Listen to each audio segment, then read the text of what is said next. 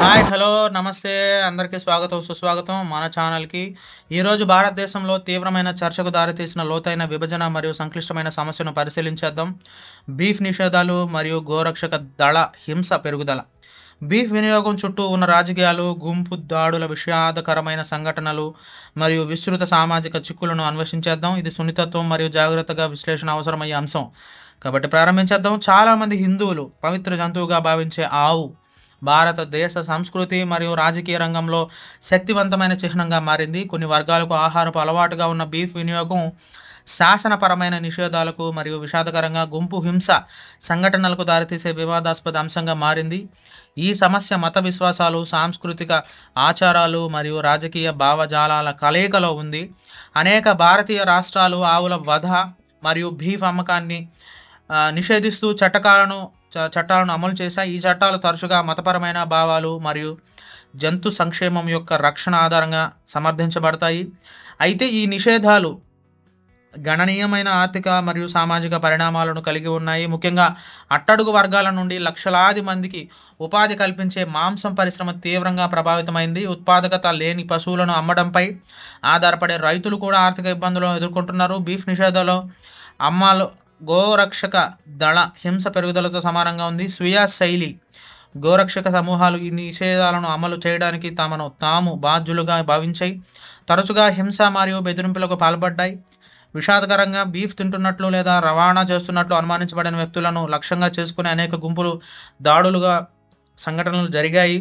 ఈ హింసాత్మక చర్యలు అమాయక ప్రాణాలను బలిగొనడమే కాకుండా ముఖ్యంగా మతపరమైన మైనారిటీలు మరియు అట్టడుగు వర్గాల భయంతో మరియు అభద్రతా వాతావరణాన్ని సృష్టించాయి. చట్టపాలన దెబ్బతింది మరియు సమైక్యత భావన క్షీణించింది. బీఫ్ వినియోగం చుట్టూ ఉన్న రాజకీయ ప్రసంగం బాగా ధృవీకరణ చెందింది. కొన్ని రాజకీయ పార్టీలు మరియు సంస్థలు మతపరమైన ఉద్రిక్తలను పెంచే, మంటలు రేపే వాక్చాతుర్యాన్ని ఉపయోగించి మద్దతును సమీకరించడానికి ఈ సమస్యను ఉపయోగించాయి.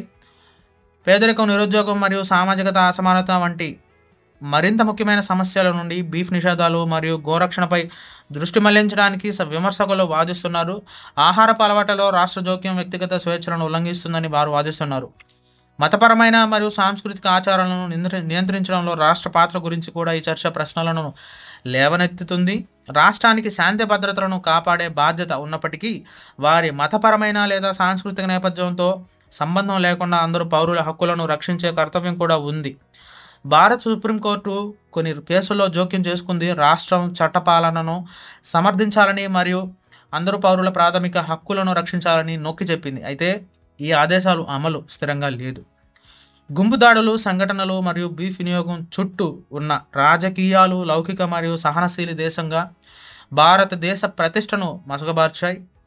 అవి ప్రజాస్వామ్య విలువలు క్షీణించడం మరియు మెజారిటీ వాదం పెరుగుదల గురించి కూడా ఆందోళనను పెంచాయి. హింస లేదా బెదిరింపు భయం లేకుండా విభిన్న దృక్కోణాలు వ్యక్తీకరించబడే సంభాషణ మరియు అవగాహన యొక్క సంస్కృతిని పెంపొందించడం చాలా కీలకం. చట్టపాలనను సమర్థించాలి మరియు హింసాత్మక చర్యలకు పాల్పడిన వారిని జవాబుదారీగా ఉంచాలి. ముందుకు సాగడానికి న్యాయం, సమానత్వం మరియు ప్రాథమిక హక్కుల రక్షణకు నిబద్ధత అవసరం. మత విశ్వాసాలు, సాంస్కృతిక ఆచారాలు మరియు ఆర్థిక వాస్తవాల సంక్లిష్ట పరస్పర చర్యను గుర్తించడం కూడా అవసరం. మన ఆహారపు అలవాట్లు లేదా మతపరమైన అనుసంధానాలతో సంబంధం లేకుండా అందరూ పౌరులు సురక్షితంగా మరియు గౌరవంగా భావించే సమాజాన్ని నిర్మించడానికి మనం కృషి చేయాలి. ఇది లోతైన, సున్నితమైన మరియు సంక్లిష్టమైన సమస్య మరియు విభిన్న దృక్కోణాలతో పాల్గొనమని మరియు మీ సొంత సమాచారం ఆధారంగా అభిప్రాయాలను రూపొందించుకోవాలని నేను మిమ్మల్ని ప్రోత్సహిస్తున్నాను. ఈ చర్చపై మీ ఆలోచనలు ఏమిటి కింద కామెంట్స్లో తెలియజేయండి. ముఖ్యమైన సమస్యల యొక్క లోతైన విశ్లేషణలు కోసం లైక్ చేయండి, షేర్ చేయండి మరియు సబ్స్క్రైబ్ చేయడం మర్చిపోవద్దు. చూసినందుకు ధన్యవాదాలు. తదుపరి వీడియోలో మళ్ళీ కలుస్తాను.